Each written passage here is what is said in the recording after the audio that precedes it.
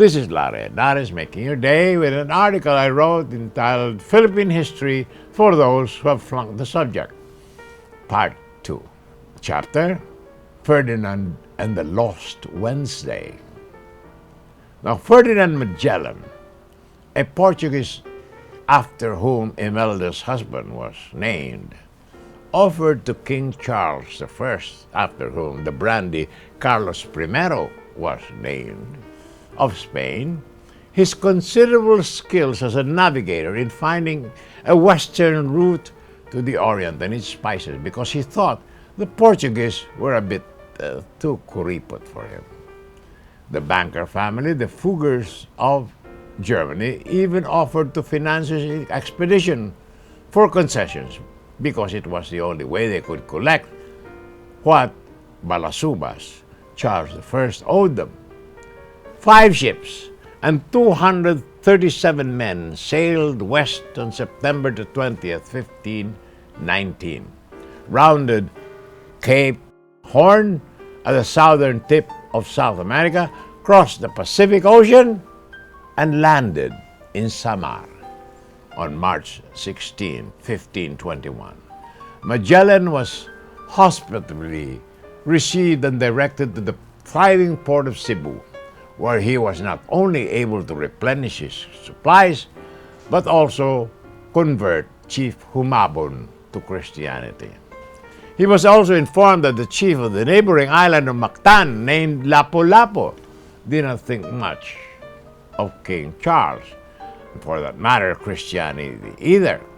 So instead of quitting while he was ahead, Magellan sailed over and idiotically demanded that Lapu-Lapu acknowledge the King Charles as his lord and master, whereupon Lapu-Lapu quite sensibly killed him. The defeated Spaniards retreated and lived home on one ship, the Victoria, with a crew of 18, via Mindanao, Sulu, and Timor, and completed the first circumnavigation of the world. Arriving in Spain on September 6, 1522, they incidentally discovered that they lost a Wednesday en route to the west, proving the necessity of an international date line. More about this after these messages.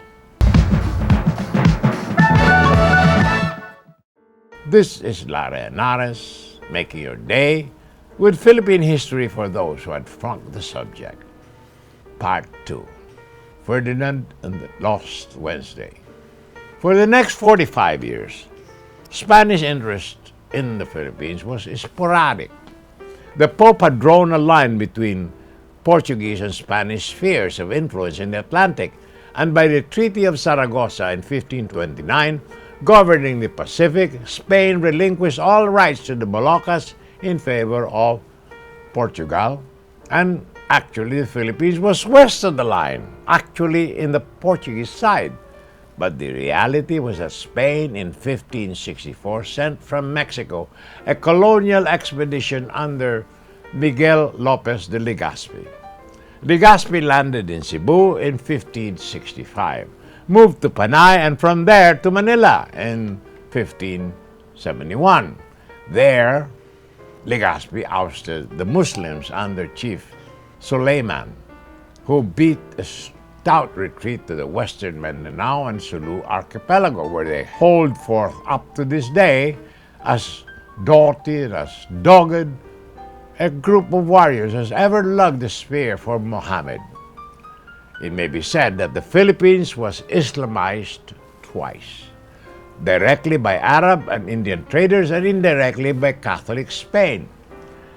Spain colonized us for 350 years, but Spain itself was colonized by the Muslim Moors for 800 years before that, leaving their indelible mark on Mother Spain. That is why our Muslim brothers were called Moros, in tribute to the Moors who colonized Spain long before.